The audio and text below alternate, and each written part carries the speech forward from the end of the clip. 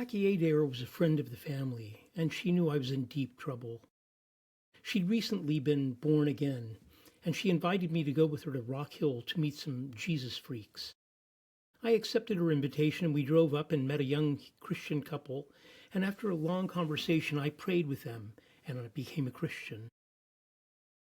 The conversation was immediately dramatic, perhaps intensified by the amount of LSD and marijuana still in my system. Over the coming weeks and months, I had visions. I spoke in tongues. I saw Jesus bleeding for me on a cross when I closed my eyes and prayed. I saw the light of God. Jackie had Bible studies in her trailer most evenings, and they became charismatic prayer sessions. I was convinced that Jesus would be returning any day now and taking us all up in the rapture. I was certain of it. I walked around looking up at the clouds and wondering when I would see his face. What would it look like? How would it be that he could be seen everywhere at the same time? I hadn't made it to physics in high school. Perhaps if I had, I'd understand a bit more how that would work, I thought. Over the next few years, as I bounced back and forth between Oklahoma and South Carolina, I was in and out of cults, sects, and churches of fairly extreme varieties. I spent 2 weeks with the Children of God, also known as the Family International, near Pikes Peak in Colorado. I fled that cult one morning by walking miles down an icy road before catching a ride into the safety of Colorado Springs, where I caught a bus home. But no doubt my time at Joseph S. Carroll's Evangelical Institute, EI, in Greenville, South Carolina, took the cake. The EI was just down the road from Bob Jones University, the institution of higher learning, affectionately referred to by the locals as the Bijou. I went to work at EI in early 1972 and was housed with an elderly couple who were really lovely people. They had no children of their own and immediately adopted me with all the love, concern, controlling behavior any good fundamentalist Christian couple would demonstrate toward their own child. Perhaps it was because I was in the process of coming down off of what had essentially been a prolonged LSD trip from 1970 to 1971. Perhaps because I was a recent convert to Christianity, trying hard not to think of songs from George Harrison's Radha Krishna Temple album, which my friends and I used to listen to as we tripped together, that I couldn't help obsessing on them. As George Lakoff reminds us, and as anyone who's had the experience of trying not to think of an elephant will know, all anyone in such a situation can do is think of an elephant. In any case, I began obsessing on the songs to the foreign deities and found it distressing. When I mentioned this problem to members of the EI, I was referred to the Reverend himself, who informed me that I was possessed by demons, and he made an appointment with me for the exorcism. I was alarmed, but he reassured me that demon possession wasn't a really big deal and mumbled something about it being no more problematic than a common cold. That Sunday, we met in his office and the exorcism began, with Carol and other elders laying hands on me and commanding the demons to leave me in the name of Jesus. Nothing happened. "I don't think there's anything in there," I said, more than a little flummoxed. "The demon of lies!" the Reverend cried out, and they once again laid hands on me and commanded the demons to leave in the name of Jesus. After a while, they decided that my case was graver than they'd first believed, and it would be necessary to set another time for a more serious bit of work on my demons. I agreed and returned to the house where I was staying, packed my backpack, and left. I caught a Greyhound bus to Sumter, where I'd been baptized at the age of 12 as a Presbyterian, and met with the family minister there. After I told him the story, he stood up and said, "Well, they're probably right, you know." His demeanor changed from a kind, ministerial expression of concern to one of righteous, godly wrath as he confronted the devil himself. "If you were really a Christian, you wouldn't appear here with long hair. You clearly don't have the light of Christ in you. Get out, you hypocrite."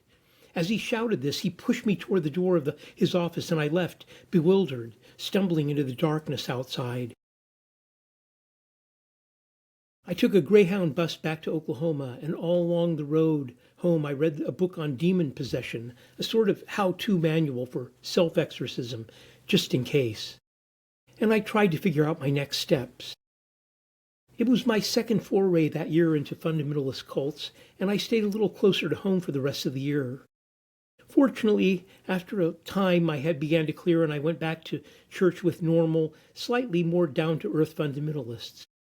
By now, the Pentecostal holiness and the Southern Baptists around the family in Oklahoma seemed quite liberated and friendly by comparison with the folks I'd been hanging out with in South Carolina.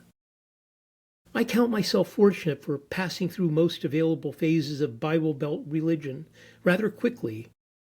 In Oklahoma, I only briefly attended Tyler Assembly of God Church before I became a member of the First Baptist Church of Medill, and in addition, attended various non-denominational evangelical churches. By the time I was coming to question most of the religion around me, I'd been sprinkled Presbyterian, baptized in the Spirit in the Pentecostal church, and immersed in the First Baptist Church of Medill, Oklahoma. Through it all ran the thread of apocalyptic faith and a set of values that didn't square well with the world in which I lived, nor, strangely enough, with the churches I attended. No one around me seemed to notice that latter fact. I lived in the region of the Christian nation with the densest population of Bible-believing Christians, and it seemed no one around me knew anything about the Bible. Somehow it eluded everyone that Jesus, were he alive at that time, would have been wearing his customary sandals, long hair, and robe, and would have been out there with the hippies protesting the war in Vietnam.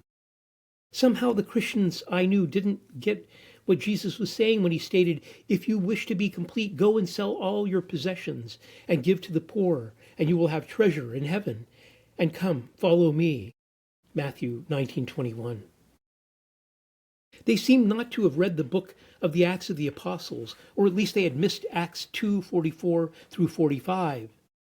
And all who believed were together and had all things in common, and they sold their possessions and goods and distributed them all as any had need. But that wasn't all. There were the other passages, powerfully impacting me but apparently ignored by my fellow Christians.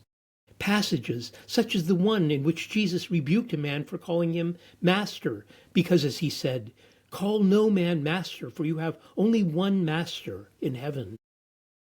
Then there were the many contradictions and problematic questions that people seem not to notice.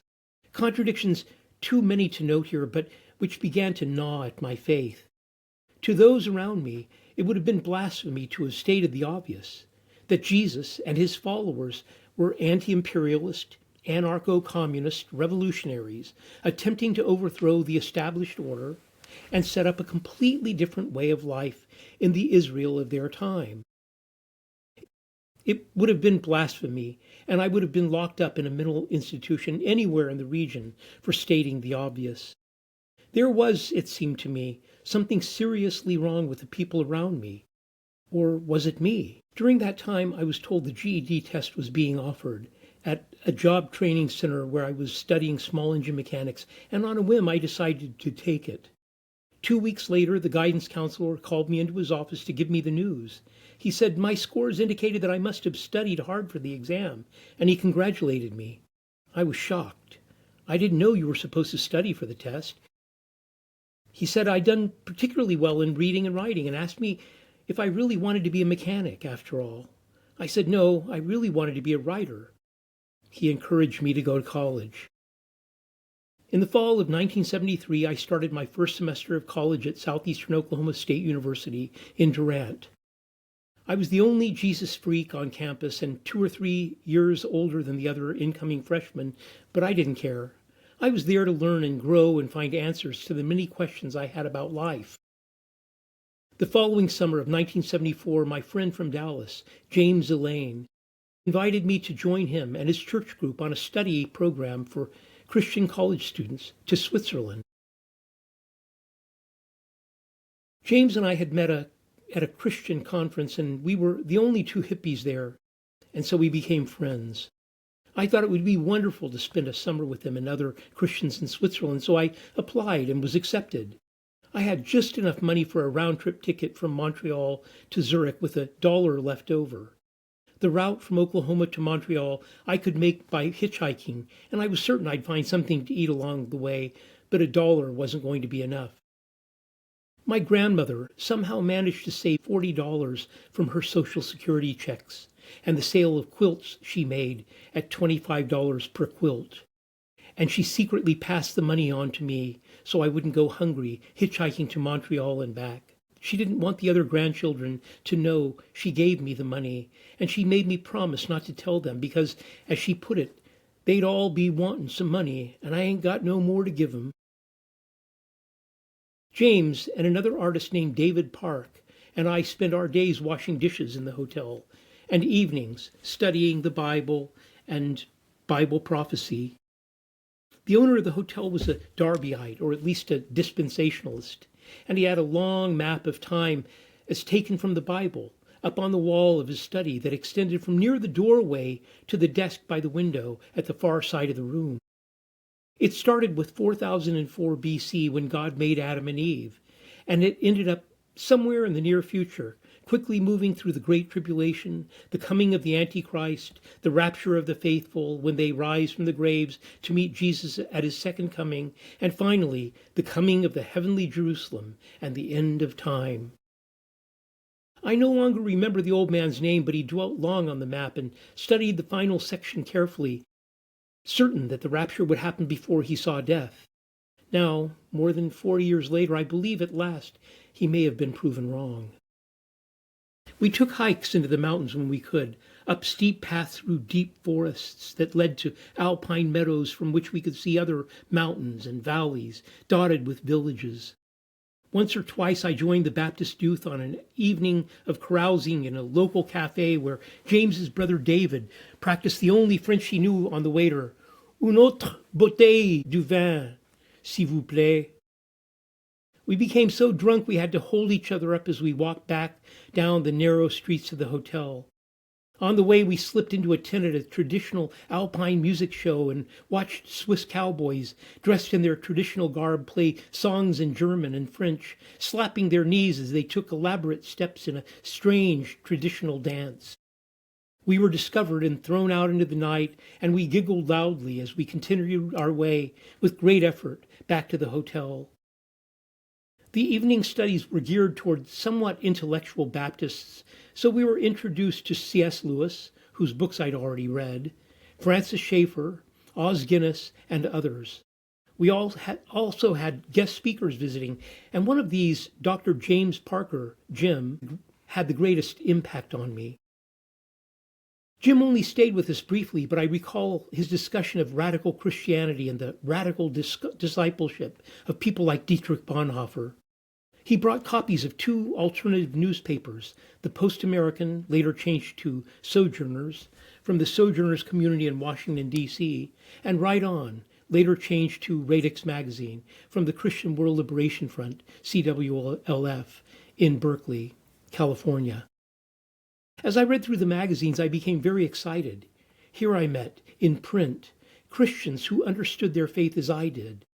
There were articles by William Stringfellow, Dorothy Day of the Catholic Worker Movement, Phil and Daniel Berrigan, William Everson, Brother Antoninus, E.F. Schumacher, and many others. I no longer felt crazy, as I had for the previous few years, reading the Bible as a hippie in the Bible Belt and thinking I was reading out of a different book from the one everyone else had. A few months later, back home at college in Durant, Oklahoma, I came across a stack of Right On newspapers at the InterVarsity Christian Fellowship building. I took one and read the paper from cover to cover and then subscribed. I was studying journalism at Southeastern Oklahoma State University, and one day I heard a rumor that the ROTC would be moving in and occupying 2 floors of campus dormitories, likely displacing other students in the process. I decided to write up the story, so I went to the dean's office to see if I could get an interview. His secretary asked what I wanted to talk to the dean about, and I told her. She went into the office and returned a few minutes later to say he was busy and couldn't meet with me. I returned right away to the office of the school newspaper, and a few minutes later, Ken Nichols, the head of the journalism department, came in and said he wanted to talk to me. He'd evidently just gotten off the phone with the dean and told me I couldn't write the story. This was my second encounter with censorship in the educational system. I was getting the message loud and clear that the press is free to those who own it.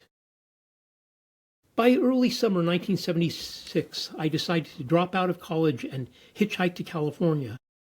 My father didn't ordinarily give me much advice because he knew I probably wouldn't take it anyway, but on my final morning home, as I prepared to leave, he decided to do what he could to dissuade me from what he suspected might be a disastrous trip to Sodom and Gomorrah, or at least prepare me for what he thought I would find there. First, he warned me to watch out for the transvestites of San Francisco, who, he said, were quite convincing until you felt the bulge under their dresses. When he thought I grasped the dangers of the transvestites, he turned to the second lesson. This one he doubtlessly learned when he was living in Oakland in the late 30s, and it was based on the simple fact that Californians hated Okies. You gonna find out when you get out there, they gonna treat you worse than a dog, he finished. Dad, I responded, probably in a tone of mocking exhaustion, people in California will never know where I'm from. I don't have an Okie accent. At that point, he gave up. We loaded my pack in the car and I kissed my mother goodbye, and my father drove me to the interstate where I would begin hitchhiking into my new life in California.